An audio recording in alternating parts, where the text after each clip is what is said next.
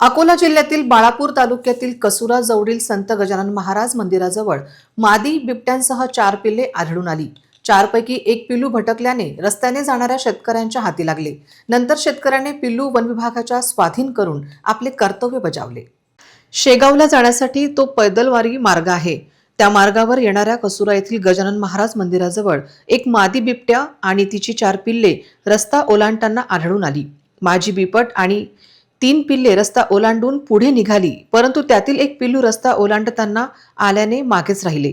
या रस्त्याने येणाऱ्या काही शेतकऱ्यांना हे पिल्लू दिसून आल्याने त्यांनी त्याला आपल्या ताब्यात घेतले। या संदर्भात माजी सरपंच विठ्ठल दही यांनी अकोला वन विभाग व उरड पोलिसांना माहिती दिली।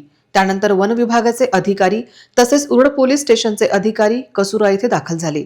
ज्या ठिकाणी बिबट्याचे पिल्ले दिसून आली तो मार्ग अकोला ते शेगाव दिंडी मार्ग आहे, त्यामुळे रस्त्यावर मोठी वर्दळ असते। हे बिबट्याचे पिल्लू सध्या अकोला वन विभागाच्या ताब्यात आहे। या बिबट्याला पिल्लाची शारीरिक तपासणी केल्यानंतर त्याला जंगलात सुखरूपपणे सोडून देण्यात येईल अशी माहिती अकोला वन विभागाच्या अधिकाऱ्यांनी दिली आहे। काल रात्रीचा हा संपूर्ण प्रकार आहे। मात्र कसुरालगत असलेल्या संत गजानन महाराजांच्या मंदिराजवळ बिबट आढळून आल्याने परिसरातील शेतकऱ्यांमध्ये भीतीचं वातावरण आहे। त्यामुळे वन विभागाची रेस्क्यू टीम या ठिकाणी तैनात करण्यात आली असून मादी बिबट व तिच्या 3 पिल्लांचा शोध सुरू आहे। RRC न्यूज करिता सुरेश राठोड यांचा विशेष रिपोर्ट।